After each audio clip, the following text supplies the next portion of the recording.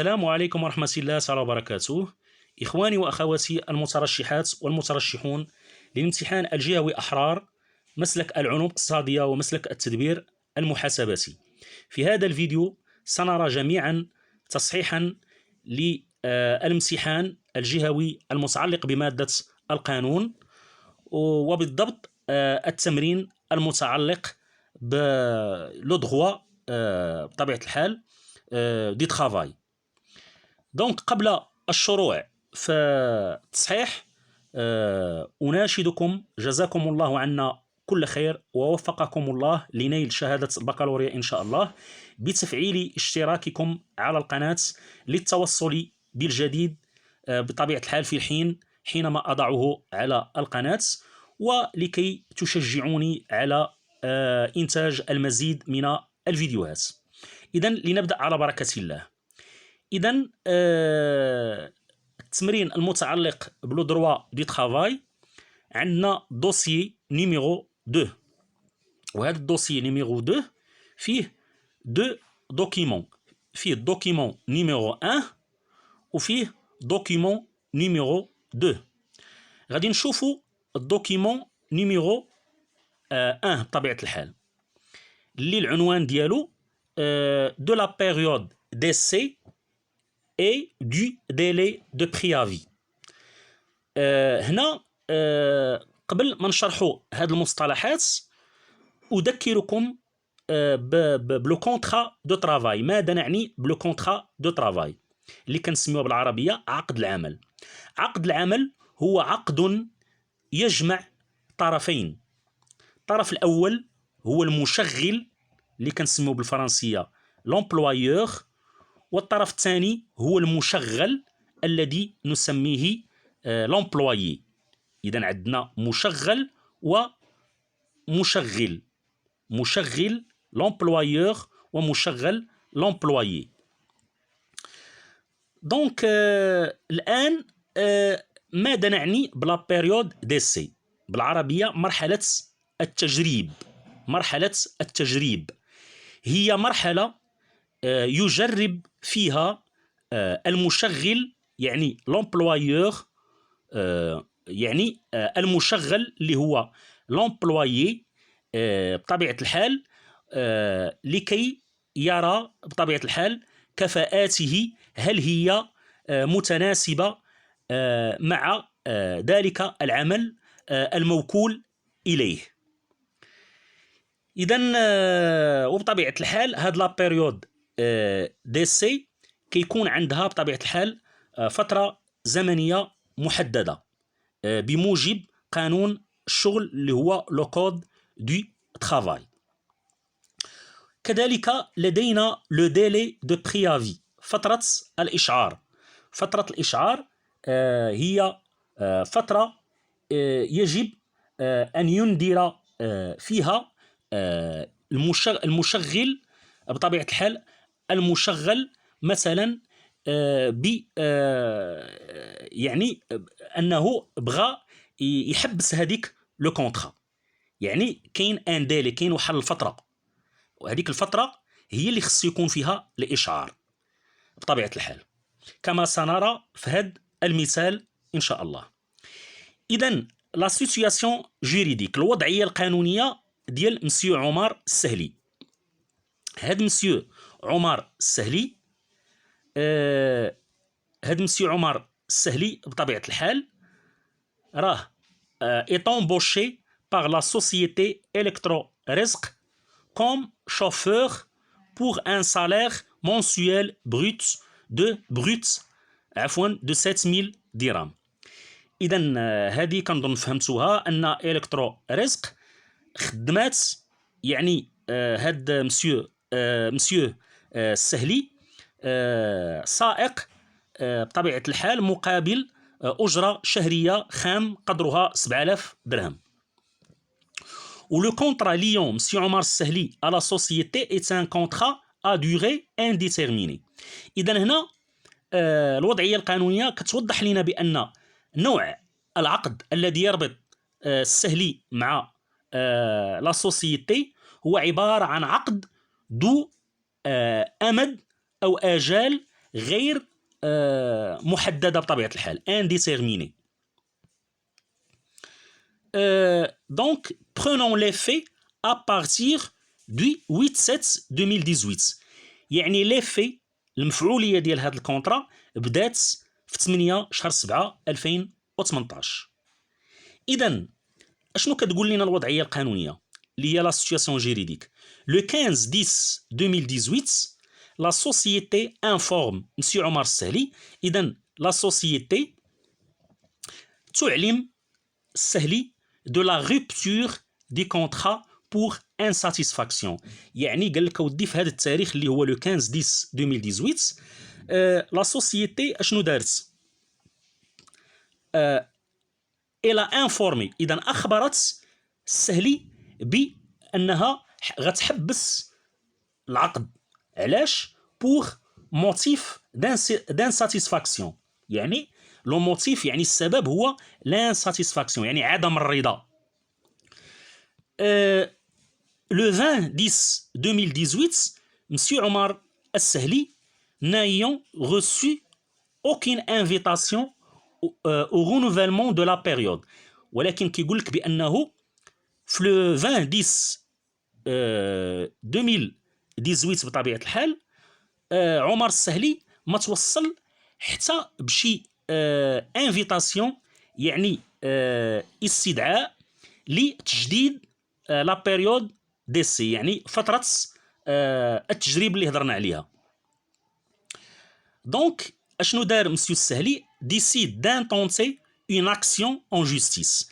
اذا بطبيعة الحال مسيو السهلي تقدم بدعوى بطبيعة الحال لا جوستيس، يعني العدالة.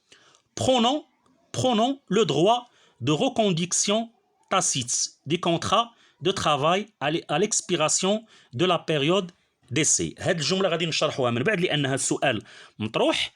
إذا هو مسيو السهلي قدم الدعوة ديالو للعدالة كونتر، يعني لا سوسيتي إلكترو رزق، بدعوى بأن عقد العمل لا زال سارية المفعول بطبيعة الحال. إذا هادو دي زارتيكل اللي غادي نهضروا عليهم.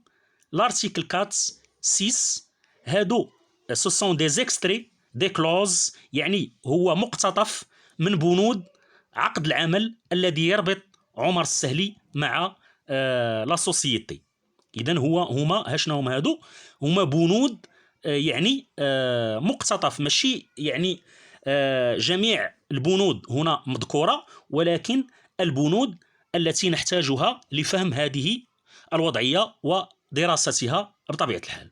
إذا عندنا لارتيكل 4 اللي كيهضر على لا بيريود ديسي اللي هي مرحلة التجريب، ولارتيكل 8 اللي كيهضر على لو ديلي دو بريافي اللي هو يعني سميتو فترة الإشعار. إذا سنذهب مباشرة يعني الأسئلة باش نشوفوا لي كيسيون. إذا السؤال الأول ماذا يقول؟ répondre par vrai ou faux aux affirmations de l'annexe numéro 4 page numéro 5. إذا السؤال يعني هو الجواب بنعم أو لا على لي زافيرماسيون اللي كاينين في لانكس اللي هو هذا لانكس. إذا نبداو بلافيرماسيون الأولى. ماذا تقول؟ لا بروميير affirmation. Un contrat à durée déterminée peut devenir à durée indéterminée. Oui. والجواب بطبيعة الحال راه كاين في لو كود دي ترافاي، في قانون الشغل. وقانون الشغل راه موجود في الانترنت بوغ لو تيليشارجمون. يعني الجواب راه انطلاقا من قانون بطبيعة الحال الشغل.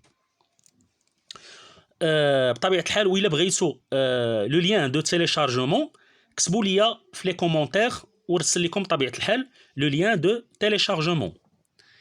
إذا لا بروميير افيرماسيون صحيحة. واحد الكونطرا كتقدر تكون ديوري ديتيرميني ولكن يمكن ليها تغير باش تولي ا ديوري انديتيرميني. Voilà. La deuxième affirmation, la durée de la période d'essai est obligatoire dans un contrat de travail. Oui, صحيحة vrai. علاش؟ لأن la période d'essai يعني حسب قانون الشغل المغربي la période d'essai elle est optionnelle يعني فاكولتاتيف، نقدروا ما نذكروهاش، عفوا نقدروا ما نديروهاش، يعني يقدر ما يديرهاش المشغل، يعني ما غتكونش هذيك مرحله التجريب، ولكن الا دارها المشغل ضروري خصو يحدد لا دوري يعني الفتره بطبيعه الحال، وكيحدد الفتره طبقا اللي هي لا دوري طبقا لقانون الشغل. L'affirmation الثالثه le droit au congé annuel exige au moins 9 mois de service continu. اذا حسب قانون الشغل المغربي دائما عندنا 6 موا عوض 9 موا، وبالتالي هاد لافيرماسيون الي فوس. نمروا لافيرماسيون المواليه لو كونترا ا دوري انديتيرميني بو سيسي par la volonté de l'employeur. قال لك ودي عقد العمل ذو الأجل غير المحددة يمكن يحبسوا بطبيعة الحال المشغل بإرادته، نعم حسب بطبيعة الحال قانون الشغل المغربي.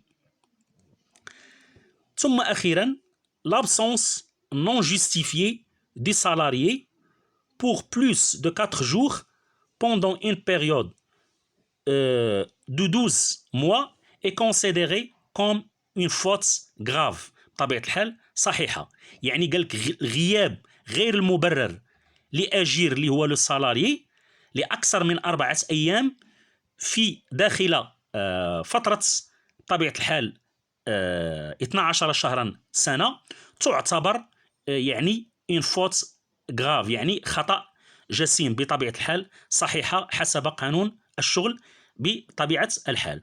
وبهذا نكون قد أجبنا عن السؤال الأول. نمشيو دابا السؤال بطبيعة الحال السؤال الثاني. إذا السؤال الثاني يقول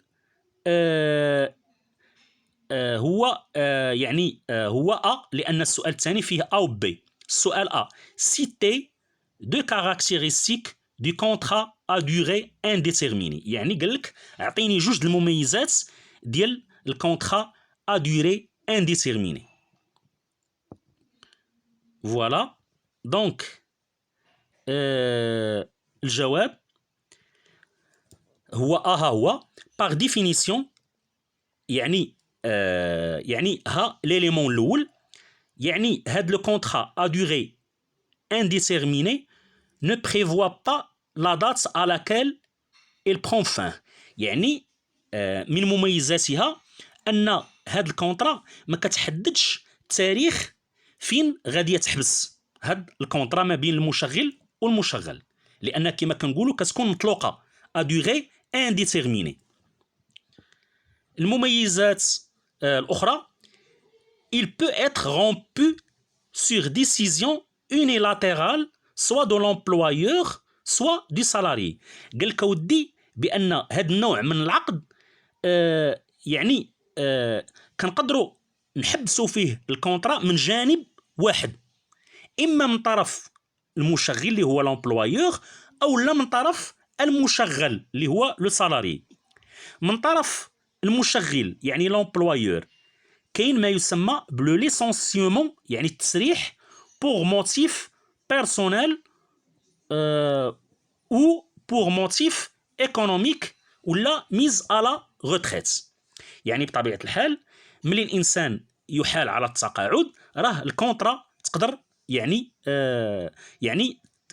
تحبس بطبيعه الحال، ولا بور موتيف ايكونوميك يعني لونتربريز مثلا كتعاني مشاكل اقتصاديه، اذا تقدر تقوم بما يسمى بالتسريح، يعني بلو ليسونسيومون بطبيعه الحال. ولا هذاك القضيه ديال اننا كنحبسوا الكونطرا كتقدر تجي من لو سالاريي، اما بان ديميسيون يعني كيقدم الاستقاله ديالو، ولا ديبار على روتريت بطبيعه الحال. اذا هادوما المميزات ديال بطبيعه الحال لو سي دي اي، يعني كونترا ا دوري انديتيرميني. دابا غنشوفوا الجواب عن السؤال اللي هو بي. اذا نقراو بي ماذا يقول. Énumérer deux droits et deux obligations du salarié. Annexe numéro 5, page numéro 5 بطبيعة الحال. إذا الجواب ها هو. إذا عندي دو دروا.